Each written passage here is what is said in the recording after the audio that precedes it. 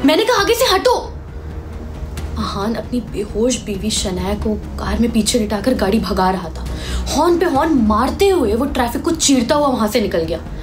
शनाया उठो, तुम्हें उठना ही होगा, वो गाड़ी चलाते हुए बोल रहा था। शनाया मैं तुम्हें कुछ नहीं होने दूंगा। वो बार बार पीछे मुड़कर शनाया को देख रहा था। उसे उसकी बहुत फिक्र हो रही थी और शनाया की सांसें लगातार धीमी होती जा रही थी और साथ ही साथ आहान की धड़कनें तेज।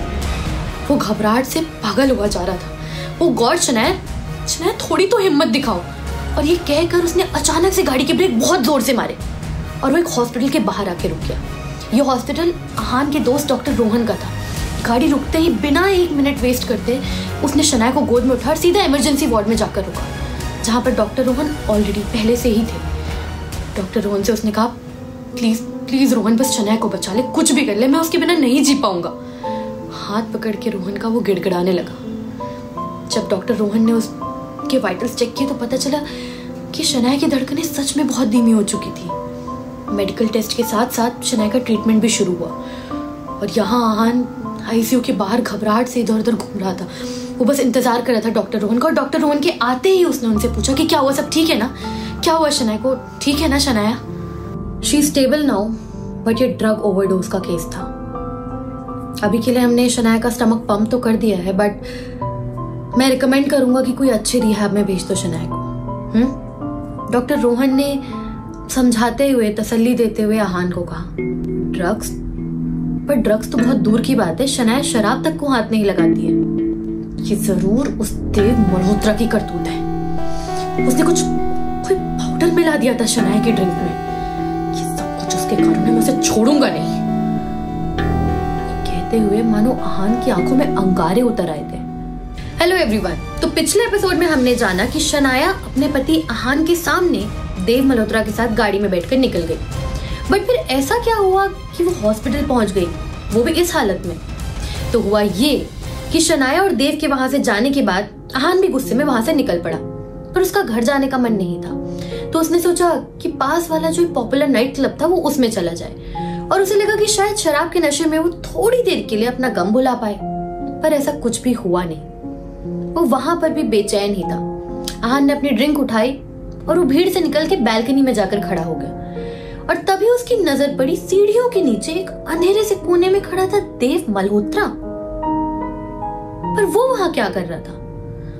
फिर उसने देखा कि देव ने धीरे से अपने पॉकेट में से एक पुड़िया निकाली और उस पुड़िया का पूरा पाउडर अपनी ड्रिंक में डाल लिया।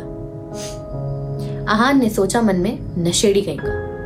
पर आश्चर्य सबसे ज्यादा उसे तब हुआ जब वो ड्रिंक उसने पी नहीं, बल्कि वो ड्रिंक हाथ में लेकर देव वहां से चल पड़ा। उसे ऐसा जाता हुआ देख के आहान को कुछ ठीक नहीं लगा।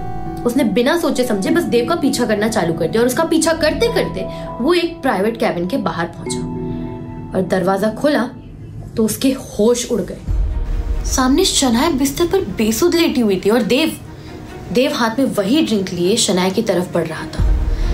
ये देखकर आहान से रहा नहीं गया और वो एकदम से चिल्ला उठा, शनाया को हाथ लगाया ना तो कल का सूरज नहीं देख पाओगे। ये आहान की आवाज थी।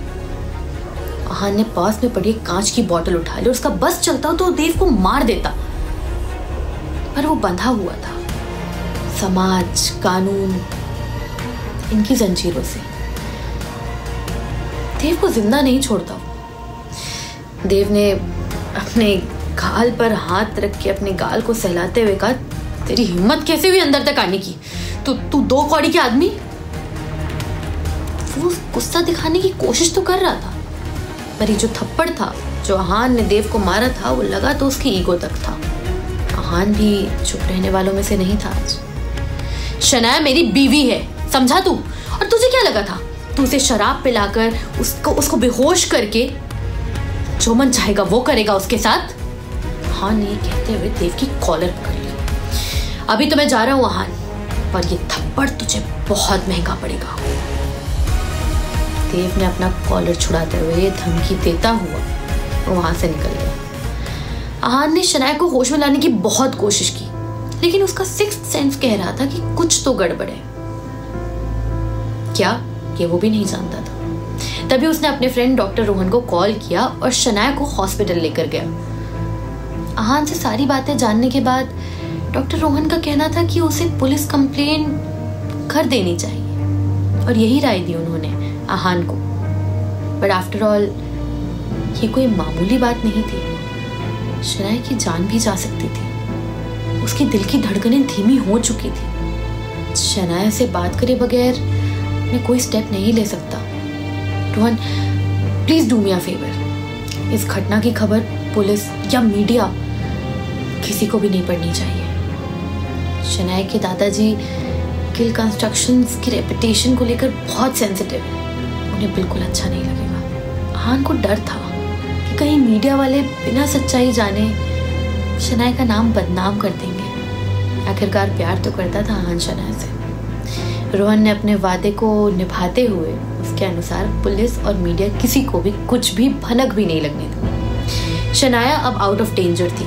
आहान उसे घर ले आया। हालांकि दोनों पति पत्नी थे, पर फिर भी दोनों के बेडरूम्स अलग अलग थे, क्योंकि शनाया को सुबह सुबह उठ के आहान का चेहरा देखना पसंद नहीं था। आई एम सॉरी शनाया, लेकिन तुम्हें ना चाहते हुए भी सुबह सुबह उठकर मेरा चेहरा देखना होगा। तुम्हें इस हालत में मैं अकेला नहीं छोड़ सकता। I mean Shanaya, what do you want if not this? अगर मैं होती ना तो let's not get into the details. हाँ, तो आहान ने शनाया को धीरे से बिस्तर पर लिटाया और वो सामने सोफे पर जाकर बैठ गया।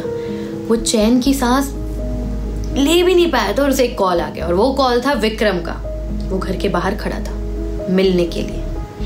विक्रम और कोई नहीं बल्कि उसके बेहद अमीर बाप का सबसे पुराना और विश्वास वाला असिस्टेंट है। गिल कंस्ट्रक्शंस में सब आहान को गरीब समझकर कदम कदम पर उसकी बेइज्जती करते, बदसलूकी करते। काश उन लोगों को ये सच पता होता कि आहान और कोई नहीं बल्कि अरबपति रायजादा खानदान का एक लौता चिराग है। आई स्वेयर, देन मैं देखती उनकी सास यामिनी जी क्या बोलती। विक्रम ने आहान को बताया कि उसके डैड चाहते हैं कि उनका बिजनेस आहान संभाले, पर आहान को यह मंजूर नहीं था। होता भी कैसे? उसे आज भी वो जिल्लत, वो बेइज्जती सब कुछ याद था जो उसने सही, क्योंकि उसके डैड खुद उसे अपनी नाजायज औलाद कहते थे। वही नाजायज बेटा जिसे उन्होंने कभी अपनाया नहीं, अपना नाम नहीं दिया। यहाँ तक कि जब आहान की माँ जिंदगी और मौत से जूझ रही थी ना, जब उन्हें ट्रीटमेंट की सख्त जरूरत थी, उन्हें उसके डैड की सख्त जरूरत थी, तब भी आहान के पिता ने मुंह फेर लिया। लाख मिन्नतें करने के बाद भी नहीं आए वो, और ना ही आहान की माँ के ट्रीटमेंट में मदद की। तो आज किस मुंह से वो आहान को अपना बेटा बुला रहे थे? क्यों अपने पास बुला रहे थे? अब क्यों उन्हें आहान की इतनी फिक्र होने लगी थी? आहान के मन में ये सवाल आना बनता था। मिस्टर रायजादा को जाकर कहना मुझे उनकी बिजनेस, उनकी दौलत दोनों में ही कोई भी इंटरेस्ट नहीं है। जब मेरी माँ इस दुनिया में नहीं रही तो मिस्टर रायजादा से मेरे रिश्ते की जो आखिरी डोर थी ना, वो भी टूट गई। कहते हुए आहान ने विक्रम को वापस लौट जाने का इशारा किया। यंग मास्टर, आप मिस्टर रायजादा की अच्छाई को समझें। वो जो चाहे वो हासिल कर सकते हैं, ये बात तो आप भी जानते हैं, लेकिन फिर भी वो आपको प्यार से, इज्जत से अपने पास बुला रहे हैं। इतना बड़ा बिजनेस एम्पायर आपको सौंपना चाहते हैं। कहते हुए विक्रम ने आहान के हाथ में कुछ वॉलेट जैसा रखा। खरीद रहे थे क्या?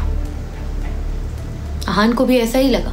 तो मिस्टर रायजादा मुझे खरीदना चाहते हैं। उनसे जाकर कहिएगा कि जिस दिन वो क्रेडिट कार्ड मिल जाए ना, जैसे मेरी मरी हुई माँ वापस आ जाए, उस दिन मैं खुद दौड़ता भागता उनके पास आऊंगा।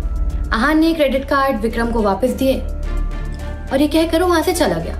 वो कमरे में जाकर बैठा ही था। दिन भर के वियर्ड इंसिडेंट्स, सारी चीजों के बारे में सोच ही रहा था कि तभी उसका फोन बजा, और ये कॉल था उसकी सास यामिनी का। यू फूल, तुम हो कहाँ आहान? तुमसे कोई काम ढंग से नहीं होता ना, शायद इसीलिए तुम बेरोजगार हो। यामिनी जी, बीइंग यामिनी जी। या आहान के हेलो बोलते ही यामिनी ने चीखना चिल्लाना शुरू कर दिया। आहान पलटकर कुछ बता पाता, जवाब दे पाता, समझा पाता, इससे पहले वो फिर से चीखने लगी। मुझे तुम्हारी वजह से ना कितना एम्बैरेस होना पड़ा। मेरी फ्रेंड को अपने घर नंगे पैर जाना पड़ा क्योंकि तुम उसकी सैंडल ठीक कराकर नहीं लेकर आए। पता नहीं मेरे पति ने ना तुम्हें क्या ही देगा जो तुम्हारे जैसे आदमी की शादी बेटी जैसी इंटेलिजेंट लड़की से करती। नंगे पैर जाना पड़ा यामिनी, अपनी फुटवेयर दे देती। मैं होती तो ये बोलती, बट वहाँ आहान था तो वो डांट खाते खाते जलील होते होते न जाने कब सो गया। आहान की आंख लगी और वो सीधा खुली जब सुबह सुबह धूप की किरणें उसके चेहरे पर पड़ी। जैसे ही उसकी नींद खुली उसने सबसे पहले शनाया को चेक किया कि वो ठीक तो है, उसे कोई तकलीफ तो नहीं हो रही है। फिर आहान बीइंग अ जेंटलमैन उसने सोचा कि उसे शनाया के लिए कॉफी ले आनी चाहिए। तो वो कॉफी बनाने किचन में जा ही रहा था, तभी उसे अचानक से आवाज आई, हाउ डेयर यू। और अचानक से रूम में कुछ बहुत जोर से टूटने की भी आवाज आई। आहान भागकर कमरे के अंदर वापस गया तो उसने देखा शनाया ने गुस्से में बेड साइड रखी अलार्म क्लॉक को फेंक कर तोड़ दिया है। शनाया ने बोला, तुम्हारी हिम्मत कैसे हुई मुझे अपने रूम में सुलाने की? हाँ। और शनाया आहान को गुस्से से देख रही थी। आहान ने उसे समझाने की कोशिश करी, शनाया मुझे बहुत मजबूरी में तुम्हें यहाँ लाना पड़ा, तुम्हारी हालत ठीक नहीं थी और तुम्हारी ड्रिंक में उस देव ने कुछ मिला दिया था ताकि। आहान अपनी बात पूरी करते करते रुक गया। शनाया अब भी गुस्से में थी, मगर उसे कल रात की बातें थोड़ी थोड़ी याद आनी शुरू हो गई थी। उस देव को तो मैं देख लूंगी, पर तुम ये मत सोचना कि इन सब के बीच में ना तुम हीरो बन जाओगे। हाँ। शनाया ने आहान को वार्निंग देते हुए कहा और अपना फोन उठा ईमेल्स चेक करने लगी। व्हाट द हेल, मेरा प्रोजेक्ट कैसे कैंसिल हो गया? मेरा प्रोजेक्ट कैसे कैंसिल हो सकता है? शनाया एकदम से बौखला उठी। आहान कुछ समझ पाता, कुछ जान पाता इससे पहले शनाया का फोन बज उठा और कॉल था शनाया के दादाजी आनंद गिल का। आनंद एक बेहद सख्त बिजनेसमैन है जिसके लिए बिजनेस के ऊपर कोई भी चीज नहीं, यहाँ तक कि फैमिली, पर्सनल रिलेशंस, इमोशंस, कुछ भी नहीं। शनाया ने कॉल उठाया और हेलो बोलने के बाद अगले 15 मिनट तक वो सिर्फ चुपचाप सुनती रही। उसकी आंखों से आंसू बहते रहे। दादाजी मुझे गिल कंस्ट्रक्शन से बेदखल नहीं कर सकते, मेरा करियर तो यूं बर्बाद हो जाएगा, वो ही नहीं कर सकते। चिल्लाते हुए शनाया बिस्तर पर गिर पड़ी। क्या होगा शनाया का अगला कदम? क्या आहान अपनी बीवी का करियर बचा पाएगा? देव मल्होत्रा कौन सा नया तूफान लाएगा आहान और शनाया की जिंदगी में? नए ट्विस्ट और टर्न्स के साथ हम मिलेंगे नेक्स्ट एपिसोड में। Stay tune. ऐसी ही दिलचस्प कहानियों के लिए सब्सक्राइब करें टू आवर YouTube चैनल कहानियां विद प्रांजलि।